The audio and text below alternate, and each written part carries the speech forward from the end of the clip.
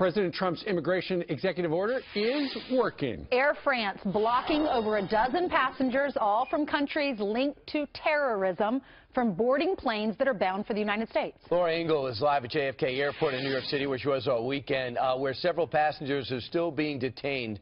Laura, what number are we down to? Well, you know, that's been tough to kind of figure out here because, see, when people are detained, their phones are taken away. So the communication behind those walls that we can't see has been a little challenging. When we got here early this morning, we were being told somewhere between 1 and 6, and we're waiting for an update. Now, what you mentioned there at the top falls in step with what we've been hearing from the Department of Homeland Security, which issued a statement late yesterday saying this: the agency is now working with airlines to prevent people from boarding flights overseas if they would not be allowed into the United States under the new rules of President Trump's executive orders. Now, of course, all of this chaos ensued, the chaos that it's being called, because the Department of Homeland Security said that they were not informed about the executive order before it went into effect, or at least not all of the details. Now, the order sparked massive protests we've been showing you from coast to coast, the largest here at JFK's Terminal 4 at the International Terminal, where up to a reported 50 people were detained over the weekend, 2 of which were actually deported, many being held for hours, in some cases days.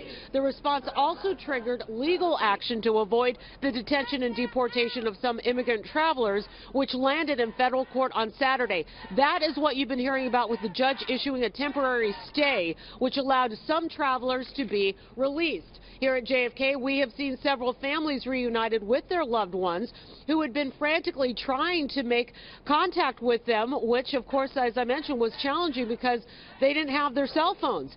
A small army of volunteer lawyers have been here, camped out. They're inside this terminal as we speak to help guide travelers and their families through the legal paperwork to keep them here in the U.S. New York Governor Andrew Cuomo saying his team also working to help people through this new set of circumstances. We have directed the Port Authority and my counsel's office to make sure that we are protecting the legal rights of any person detained at any of our airports, period. The teams of volunteer lawyers tell us that those being detained had been faced with a very difficult question. They were offered a tough decision to either withdraw their request for admission into the U.S. or accept deportation, which would prevent them from returning to the United States for the next 5 years. Now, as we mentioned, yesterday when we were here, there was another wave of flights that was coming in. You saw more protests, but as the Department of Homeland Security has stated, we shouldn't be seeing that type of situation repeating. Those lawyers, though, still here trying to help people who are still left, and hopefully we'll get you an update as exactly how many people are being detained here this morning at JFK. Back to you guys. Thank you very much. It started as 109 around the world.